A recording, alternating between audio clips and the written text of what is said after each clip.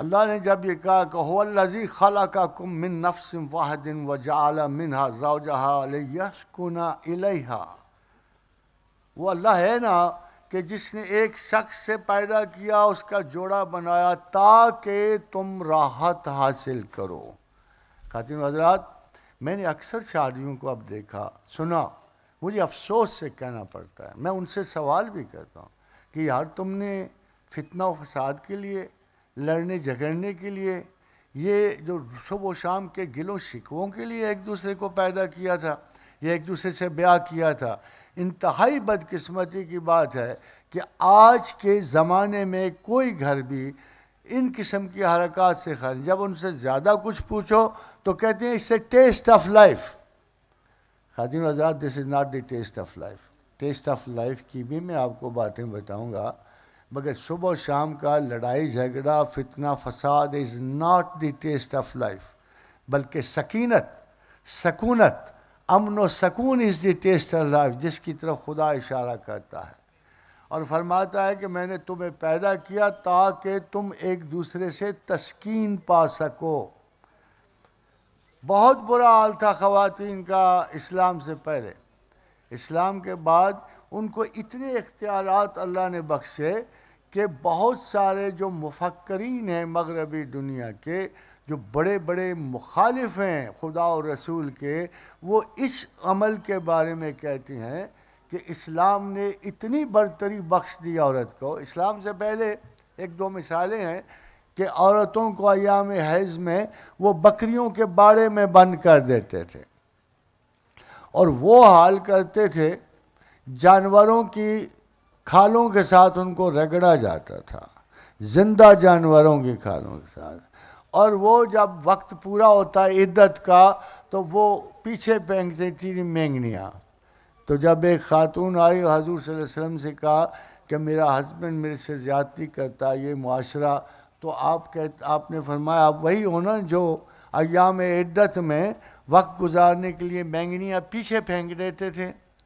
اور سامنے کبھی نہیں آتے تھے، اتنا اس وقت برا حال ہوتا تھا تمہارا۔ تو وہ شرما کے چپ ہو گئیں اور ان کا آپ نے سچ کہا اور آپ چلے گئے۔ اسلام نے عورت کو اتنا فروغ بخشا، اتنی عزت بخشی، اس کی مثالیں میں آپ کو تھوڑی سی دوں گا، مگر ایک بات میں واضح کر دوں آپ سے کہ حضرت عمر فاروق رضی اللہ تعالی عنہ نے اجازت مانگی کہ یا رسول اللہ عورتوں کو مارنے پیٹنے کی اجازت دے دیں ہمیں، غسیلے لوگ تھے، عرب تھے، اس قسم کی حرکات میں ملوث رہتے تھے۔ تو حضور نے فرمایا لا تضربوا اماء اللہ ہے کہ اللہ کی بندیوں کو مت مارو، جب یہ حکم ہے اللہ کی بندیوں کو مت مارو، ان پہ سختی نہ کرو۔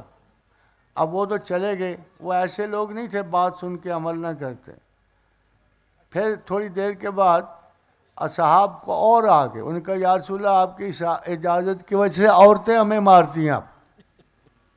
کوئی یہ عجیب رفڑ پڑ گیا کہ پہلے یہ مسئلہ تھا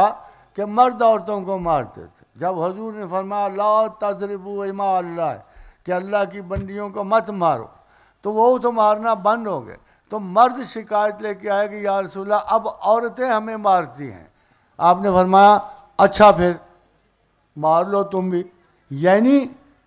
اگر کوئی اس قسم کے گھر میں دنگا فساد ہو جائے مار، تو اگر وہ مارتے تم بھی مار لو۔ تھوڑی دیر بعد عورتوں نے امہات المومنین کے پاس آنا شروع کر دیا۔ تو حضور نے فرمایا کہ بہت ساری خواتین محمد کی بیویوں کے پاس اس لیے آتی ہیں کہ مرد ان پہ زیادتی کرتے ہیں۔ آپ نے اپنا آپ نکال لیا، آپ ایز اے نبی کچھ نہیں سو کہنے کہ میری بیوی کے پاس، محمد کی بیویوں کے پاس اس لیے عورتیں آتی ہیں شکایت لے کے کہ ہمارے مرد ہمیں مارتے ہیں۔ تو پھر آپ نے بہت ہی ایک خوبصورت بات کی کہ مارنے والے اچھے مرد نہیں ہوتے۔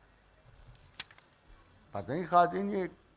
کس کے حق میں جائے گی بات، یہ پوری بات کس کے حق میں جائے گی، مگر آخری جملہ جو رسول اکرم نے سارے سلسلے میں بولا، فرمایا کہ مارنے والے اچھے مرد نہیں ہوتے۔